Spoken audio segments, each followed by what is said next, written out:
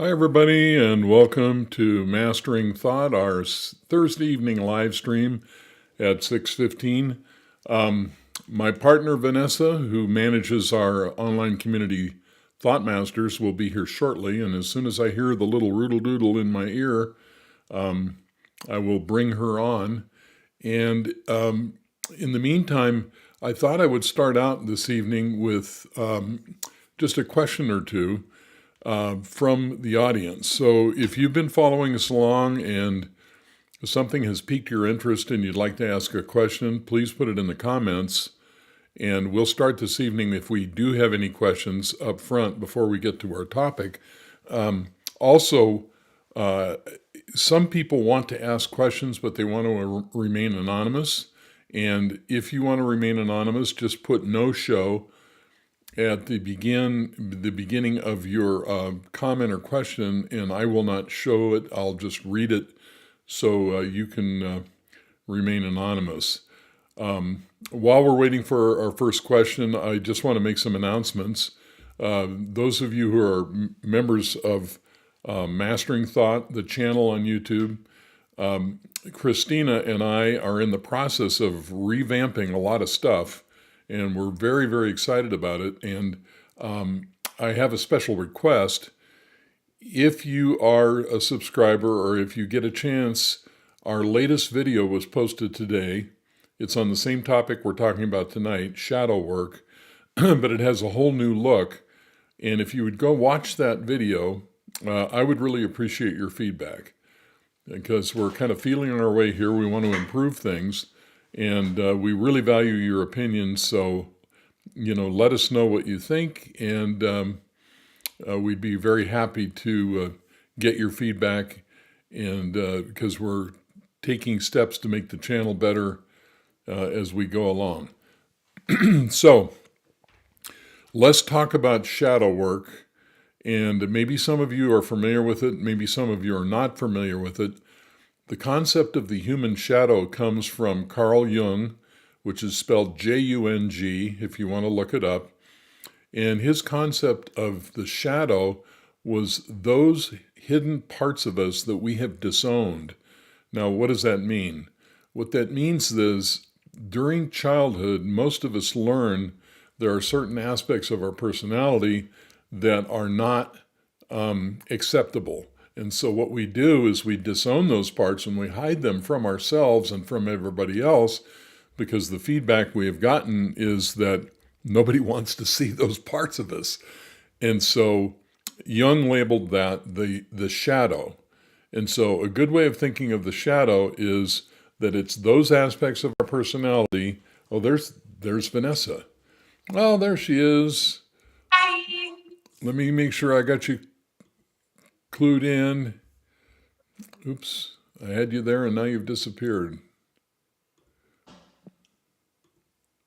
Okay, there you are. Great. Half of me.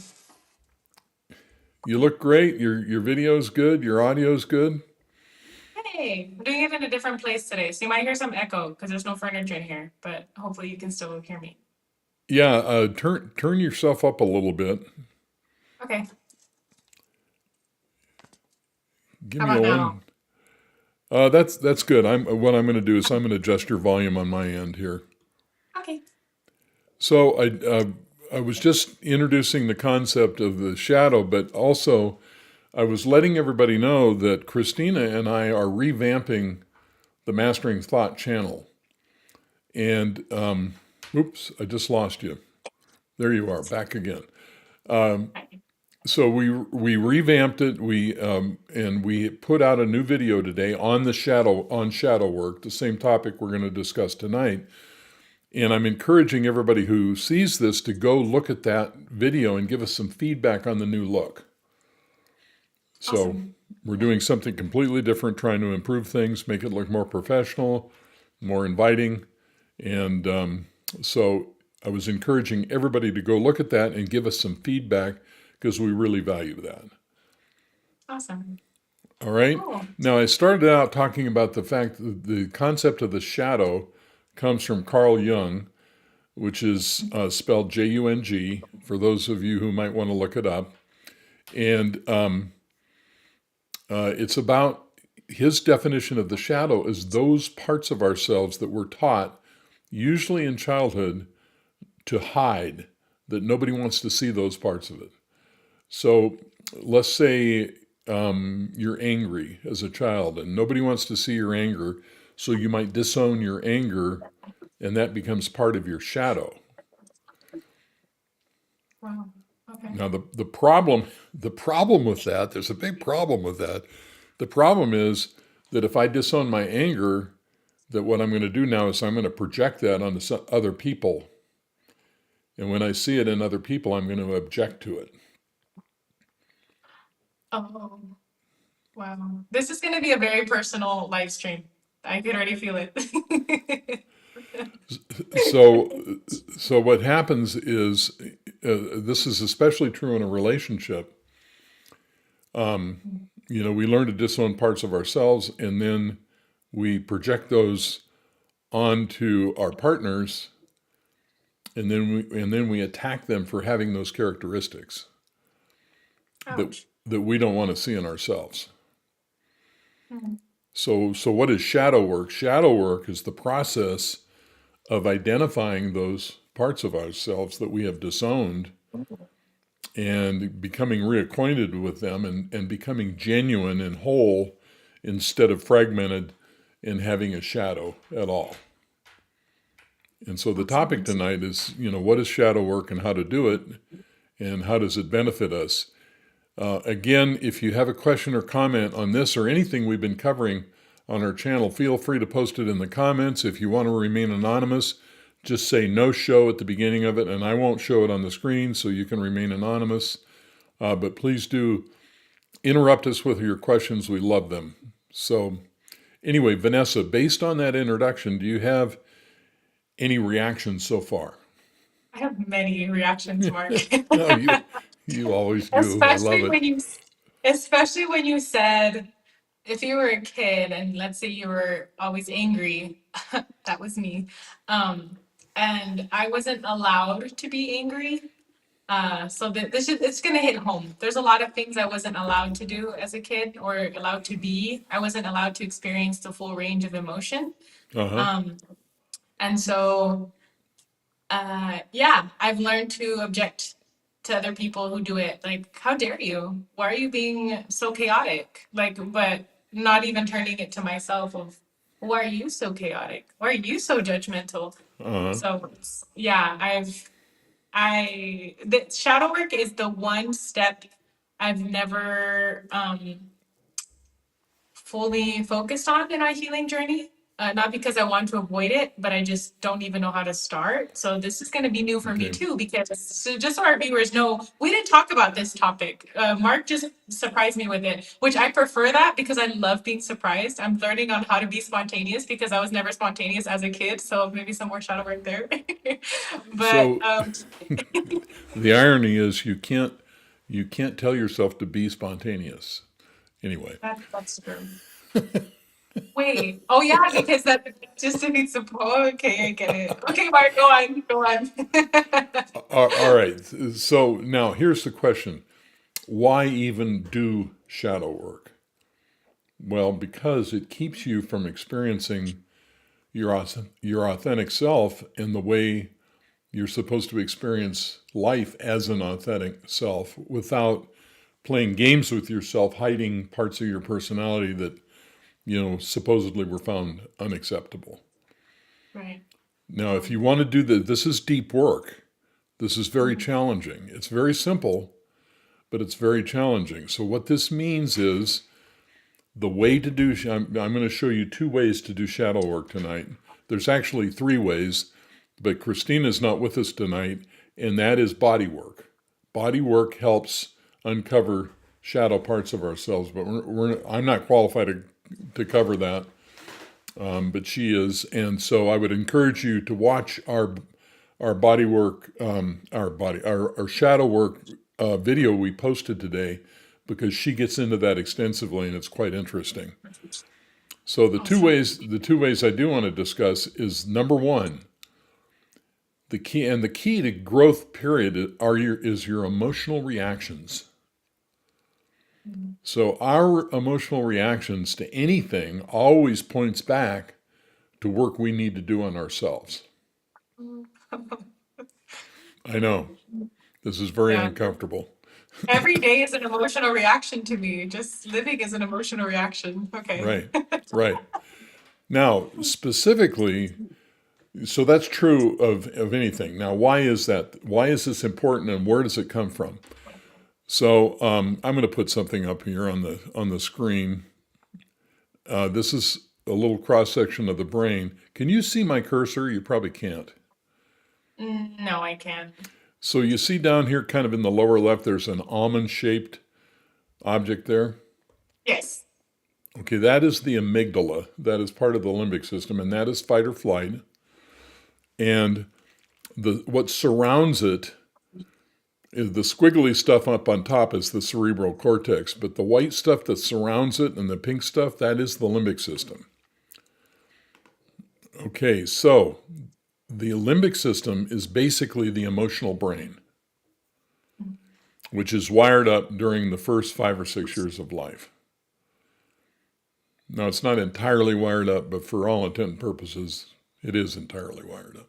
Anyway, so if you really want to find out what your issues are and your unfinished business is, your emotional reactions take you back to early childhood emotional development and the limbic system, where you can discover where your baggage really comes from. Now, that's a principle we talk about a lot on this channel. And emotional reactions are the key to that, because when you react emotionally, it comes from the limbic system. The limbic system is almost completely wired up by the time you're 5 or 6, so that's always related to childhood stuff, isn't it? Yeah, That makes sense, right? it does. Okay. Now, do you have a question on that before I bring in the shadow part of it? No.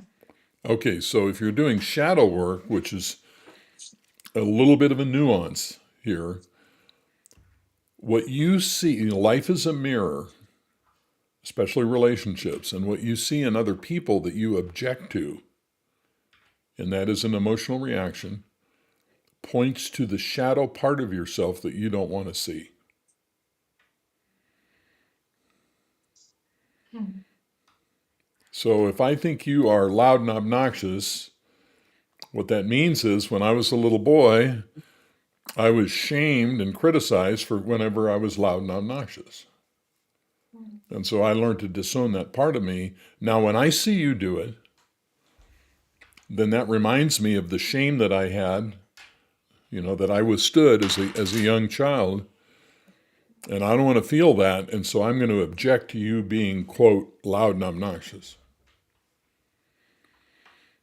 Wow. And so everything, when you meet somebody you don't like, the best thing you can do is in your own quiet time is reflect on, okay, what is it I don't like about that person? What is the characteristic that they have that I wish they didn't have? And then how is that about me? Because what you're seeing in others that you object to about yourself is your shadow.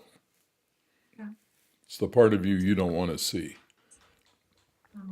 Now, when you really get committed to this work, you're eager to run into people that you have these reactions to, because you know it's going to take you somewhere where you're going to discover something that's going to set you free. Yeah. This is very important. I think we could end it there, honestly. Yeah, Wow. that's That's that's okay. that's right. So if you Yeah. have a question or a comment on this, anything I say is unclear, put it in the comments and we'll talk about it. That's what this live stream is all about, because we want to give people a chance in real time to discuss these things. Yeah. And even if you're listening to this after it's been recorded, put your questions in the comments below. I'd like to add a comment, Mark. I don't think this is talked about enough. Maybe I'm just not in those circles that talks about it. I just need to educate myself a little bit more. But I think sometimes this just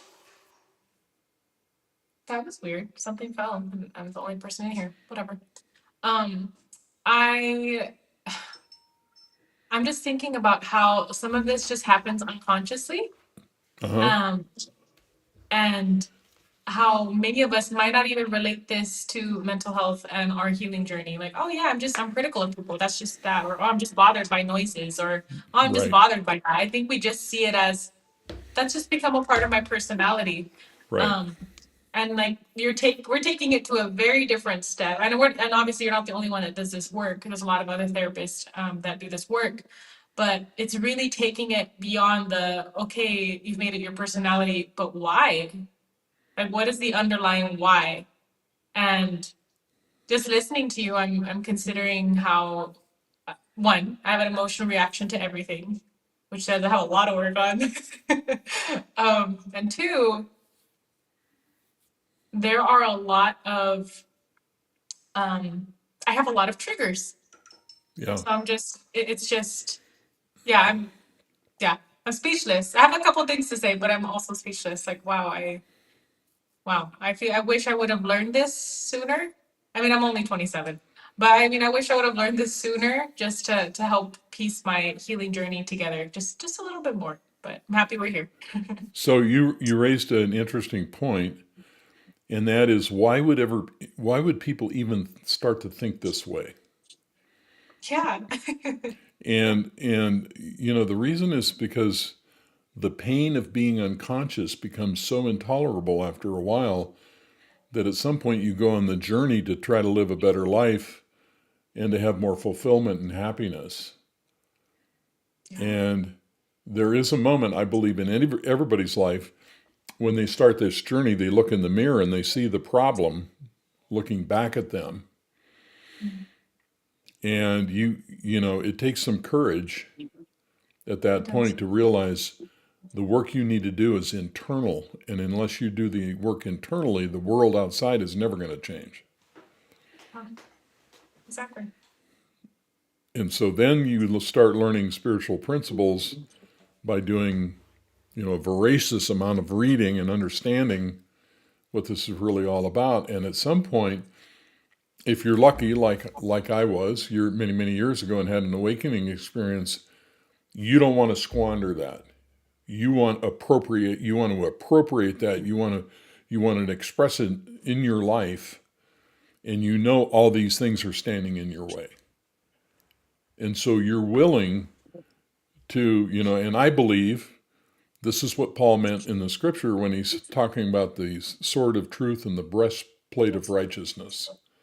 Mhm. Because this then becomes a battle. Am I gonna fight this fight to free myself from my own internal tyranny, or am I just going to live in the drama and Yeah. settle? And I think that crucible is what turns the tide for people who want real growth and fulfillment in their life. Absolutely. So that's probably a bigger answer than you really wanted to hear. But No, I love that. I love big answers. That's great. It answered like a couple of my questions.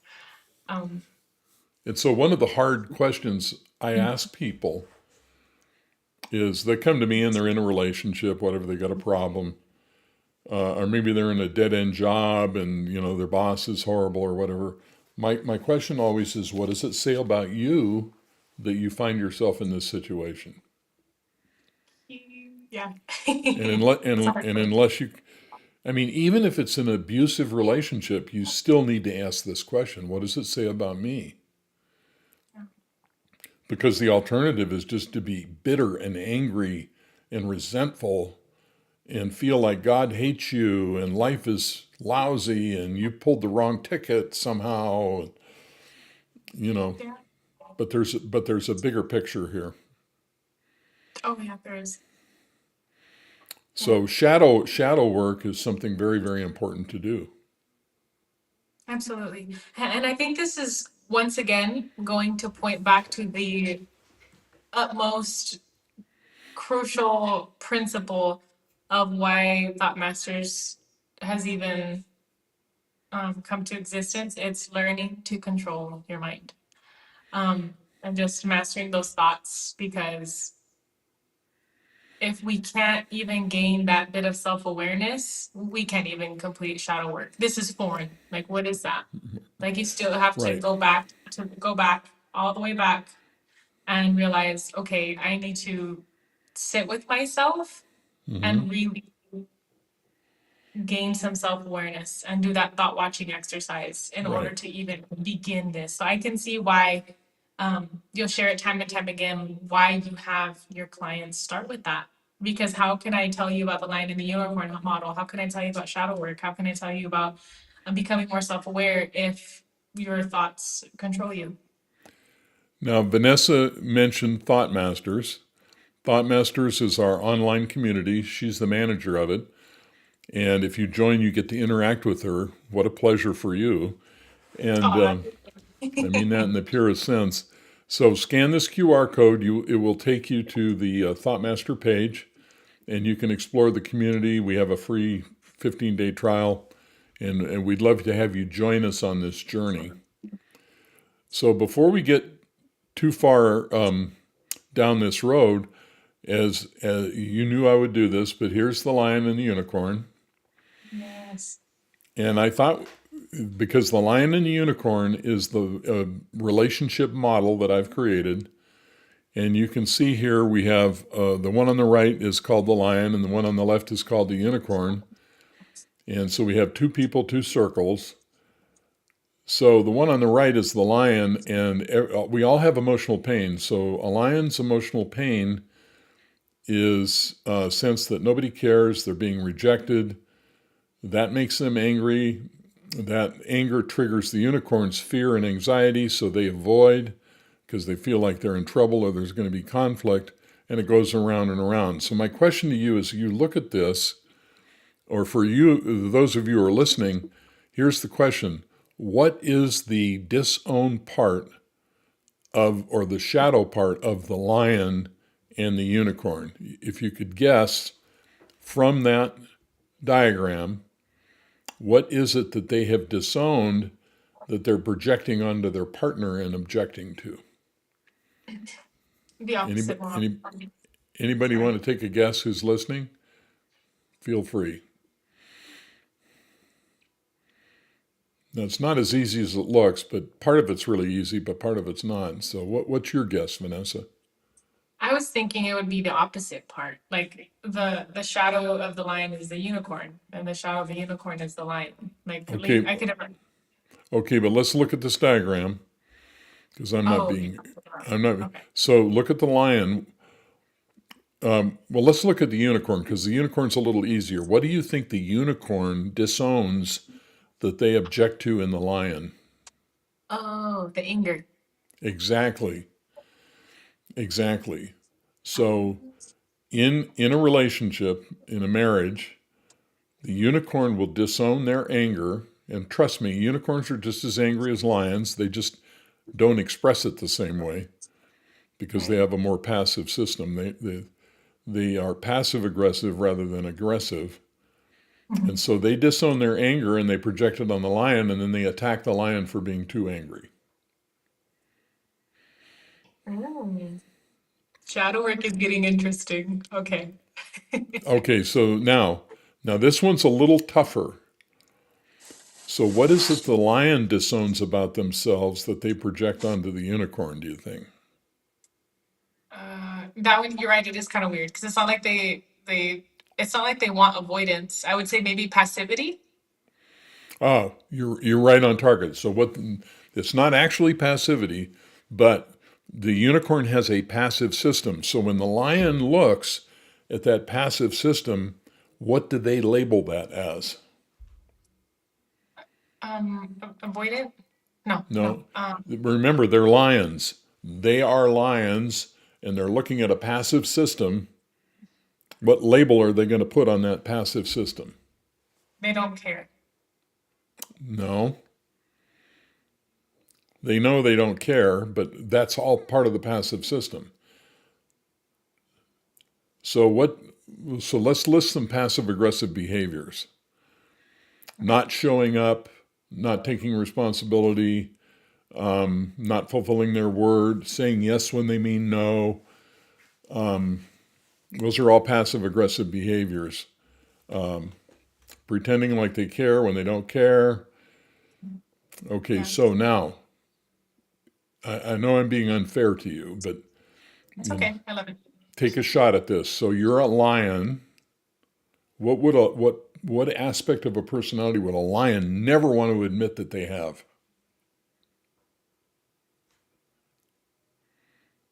That they're not anxious, but that they're Well, what kind of animal is a lion? aggressive, Okay, what do they never want to see about themselves then? that they're passive aggressive. No, that they're weak. Oh, sorry. Oh, that they're weak. Oh, okay. So what Oh, so what happens is the lion looks at the passive system of the unicorn. I was unfair to you. You were never going to get that. okay. Thanks. I didn't know, not because you're stupid, because I No, was I get it. it's That was funny. It's okay. so when the lion looks at the more passive unicorn, they see weakness and vulnerability. Ah, okay. That's beautiful. Yeah. Because the lion doesn't want to see their own weakness and vulnerability. They were taught as children never to show that, because they were never going to get the acknowledgement and the approval that they wanted if they were showed weak and vulnerable. So lions learn how to be strong and independent, and then they marry unicorns who present as being weaker than they are, which is not true at all. Yeah. The unicorn in the relationship is just as powerful, if not more powerful. But they label that passive defensive system of the unicorn as weakness and vulnerability, and then they attack them for being weak and vulnerable. That is so true. And so those are the disowned parts of the lion and the unicorn. Unicorns disown their anger, and lions disown their weakness. Whoa. That makes so much sense. Yeah. I can So attest. if you're listening, you have a question or a comment, let us know. I'm watching the viewer numbers, and I can tell that was a tough one for some people. They're gone. Or maybe they were frustrated with the fact that I couldn't get the answer No, right. Like, maybe they were frustrated with me because I set you up for an answer you couldn't possibly get. that's okay. Or maybe they lost Wi-Fi, Mark. That's normal. That's happened to me before. So now what this means is something very, very special. And that what that means is that this only comes up in close committed relationships this way. And if you look at this the right way, you're going to be able to set yourself free. Yeah. Because the very thing that you're reacting to in the other person is the thing you need to see to set yourself free in the relationship. Yes. So that's why I say relationships, the purpose of a relationship is to make you conscious, not happy. Mm-hmm. Yeah. So people ask me all the time, should I stay in the relationship or should I leave? And my answer is, have you learned what you're supposed to learn? Oh, that's beautiful. Okay. You answered one of my, wow. Okay. I've learned what you're supposed to learn. Yeah, because if you're not learning, why are you there? You're just stagnant. And you're going to repeat the pattern in the next relationship. Yeah. Exactly. No one likes stagnant water that mosquitoes just go in. Like, yeah, it makes sense.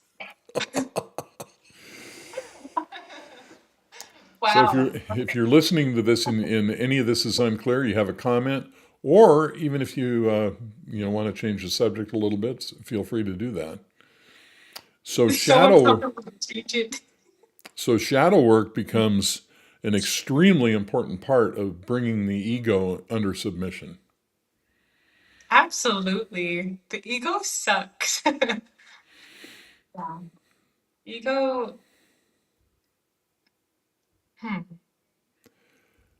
And so when you think of this, this all comes from our need to survive. Okay. Because the limbic system is all about survival. Oh, here's Jet. Jet. Hello, Jet. Thanks for joining us tonight. It's always great to have you. Jet's she's a neat lady. Anyway, so can we ask the question, what does this say about me? Yeah, And the part of the our partner that we object to is there to teach us what we need to see to set ourselves free. absolutely. Because unconscious people have unconscious relationships, and Right. that's not a lot of fun. No. And there's I have a couple of examples that I've seen. I'm not in my own life, but what I've seen work for others. Like I've seen unit lions and unicorns get together, but they are very conscious of that. Oh, And let's say the girl is very aggressive, just always wants to get ready for combat, and her man is very passive. Like, let's just talk about it. Let's just communicate like adults. They're there to teach each other something, and when right. they're conscious of that, she will most likely become, well, at least strive to become that type of communicator that just is eloquent and not so aggressive and so combative. And so it's, yeah, what Jet said, like it's a great reminder of what relationships are all about. Yes, we might be complete opposites, but what are we teaching each other? And That's if right. we are no longer learning, what's happening? It's time to move on Yeah. after that. Like, no one likes to just be in the same. Like for me, my example is I don't like being the same person I was yesterday. And if that's how I Hmm. feel in my relationship, what am I doing? I'm wasting my time and I'm wasting their time. Where there could be growth, active growth. So to summarize here, there are really two ways of doing shadow work we're discussing tonight. Number one is to note your emotional reactions and understand that they're telling you about something about another person that you don't want to see in yourself. Yeah. So that's number one. And we can do that on the job, in the world, wherever. When we deal with a nasty clerk at a grocery store or, whatever it might be. But the real crucible is a committed relationship because that's when all of it really comes up. And that's an opportunity to do some deep shadow work because the shadow of the lion is weakness and vulnerability, and the shadow of the unicorn is anger. And what we do around those things is really the most destructive things we can do in relationships. So relationships are the ultimate, in my opinion, tool we have to do shadow work. Now, the third way is body work, and some night we'll have Christina on, and we'll talk a lot about body work because she's an expert at it. Awesome. So, one of the things she said in our video that I hope you'll watch that we posted today on shadow work was one of the key things, and I never thought of this before. It's so simple. I don't know why I couldn't see this, but body work gets you so relaxed that it gives you safe space to allow some of this stuff to come up, Mm, that's which, beautiful. which I had never considered before. I thought that was very interesting. Me either. I mean, I feel like it could make those emotions more manageable and not so intense. Right, right. Wow. Love that. I really love that. Well, and we probably, I'm sure she would say we have certain um, tension and stances and orientations that the way the body kind of flints itself against this stuff, so it protects us. And when those defenses are relaxed, then we have some more access to them. Absolutely. I love that. So, what other questions about when you first saw that I had picked that topic for tonight? What was the thing that went through your mind? I never explored shadow work. I've heard about it, but faintly understood it. So I honestly thought it was something about like an alter ego. Um, Hmm. but now I'm realizing it's the crucial work that needs to get done Right. before any of us start thinking of a relationship, um, Mm-hmm. because this could, not potentially, this could wreck your relationship and ultimately ruin it if it's Oh something yeah. that you don't consider it, if you don't consider its value. And Mm-hmm. so I actually wanted to share an example of mine. So obviously I am single, but the closest thing that I have to a committed partnership is with my best friend. I love her so much. She's unicorn. I am team lion. And so, um, the way in which we trigger each other is amazing and also extremely annoying. But so for example, I tend to be very combative when I have an issue and I just want to tackle it. And um, I'm not mean. Sometimes I can be, but with her, she's very much reserved. Like, let's not talk about it. I want to avoid it. I just rather develop resentment. Like, that's just not. And so when I see parts of her that I don't like, for example, what you mentioned, a lion gets really frustrated when they see the weakness and vulnerability of a unicorn, and just the way she doesn't react to me, I hate that. I'm like, react to me. What are you doing? Like, Right. fight me. Like, I already have my gloves on. What are you waiting for? And so she triggers me in the best way, and I trigger her in the best way because she's just cowering, like, oh my goodness, like just I need to be in my igloo. And so, but what happens after is she realizes, wait, okay, let's talk about issues. Let's not just hold it in. And then for me, it's okay, let's not be combative. Let's communicate like adults. And so that's just an example of what it is to be in a committed type of partnership where you can truly experience a level of healing that you never even imagined possible, Mm-hmm. especially if you were just trying to do it on your own. Right. And what I've come to recognize is I can do all this work. I can be chatting with you on Thursdays. I can be watching your videos. I can be doing my own therapy, my own workbooks, and everything. But it all comes down to, okay, well, what happens when you're in a committed partnership? What comes out of you? And time again, if whether it was a situationship in the past, which I'm not doing those anymore, or like with my partnership with my cousin, or my friend, I'm sorry, it's I see the difference of what it is to do that work alone and then to be with or try to be with someone, and it you see that just take effect in such a radical way that you realize, wow, I could have all this head knowledge, but if I don't use it, if I don't communicate, if I'm not triggering someone, it's futile. Like, why?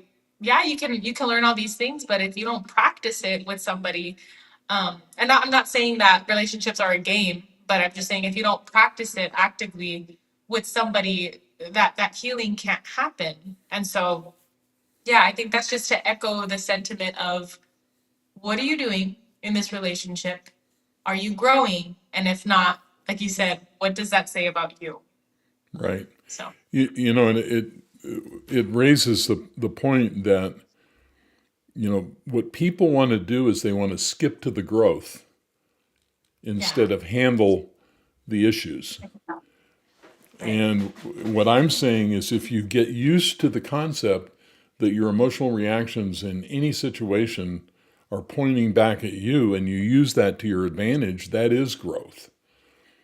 But if you want to get away from those feelings and skip to the spiritual stuff, you know, you're never going to get it. And it reminds me of the story of Jack Kornfield, very famous meditator, spent 19 years in Tibet and India as a monk. And when he came back to the United States, the first thing he realized was he couldn't get along with anybody.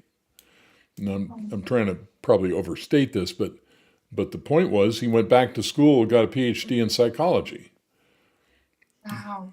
Oh, because wow. all the meditation and the isolation and everything was great, but it took him away from the emotional reactions that he needed to be able to access the tightness and the constriction that was still inside that would keep coming up over and over again when he interacted with, basically people that he didn't like. Yeah. Wow. And Okay. so if we Yeah. can kind of take this telescope and turn it around and realize that everything points back to us, then we are doing the work. And we don't have to go to the retreat. We don't have to No. go to church. We don't have to go, Or over the here or over stack of there. workbooks. Everything we need to learn and grow and set ourselves free and experience fulfillment is right in front of us. It's this close all the time. And all we have to do is look and say, okay, it's here. What's it here for? Yeah. What am I going to do with it now? Yeah. And boy, people have a lot of resistance to getting to that level of honesty. Absolutely. And I mean that's one of the roots as to why we're even here, Mark. Because we've seen, I mean, I know you've seen so many different couples and families that have just gone through so much struggle. And we would love to just give the magic pill, honestly. Like, hey, just look at yourself, let's practice these thoughts. And it's not easy. We're not saying it by any means. It's not. It's something I'm still working on. And that's the fact that I do live streams with you every Thursday. Um, and we're really just so fond of the idea that people could come to understand that they're not alone in this, Right. and there's no shame. Like, you weren't taught these things. I mean, I had a talk with my grandparents about this today. Like, so many people get in marriages that they want nothing to do with, and it's not their fault. Like, what was the example in the past and when they were Mm-hmm. kids? It's not conversations that we have at the dinner table with our families because they're not capable of having those conversations. And so this is a space where we just want to get to the nitty gritty with the real stuff. It's uncomfy. It hurts. Not gonna lie, I cringed a few times when you said a couple of weeks because I thought, yep, that's me. But that's where the true healing happens. And if you want to be honest with yourself, and if you're looking to date right now or in the future, these are some crucial components. You really have to get that mirror, wipe it off, and look at yourself again. It's You more than know, likely going to. you're so right, Vanessa. And if you want to join us on this journey, we've Please built out do. a community. The community is called Thought Masters. Scan the QR code and come and join us with like-minded people that aren't afraid to confront these things in their lives and would actually like the help and support, advice, and friendship of other people that are on the same journey. We'd love to have you join us. Now, we only have a couple minutes left. If anybody has a question or comment, put it in the comments right now. If you want to remain anonymous, just type "no show" at the beginning of the comment, and then we'll discuss it, and then we'll wrap things up for the evening. So we'll just pause here for a second or two.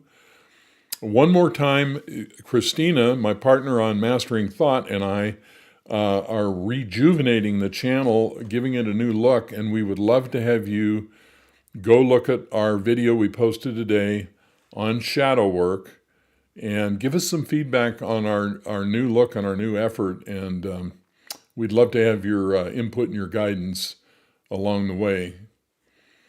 Well, Vanessa, I don't see anybody chiming in with a question or comment at this point.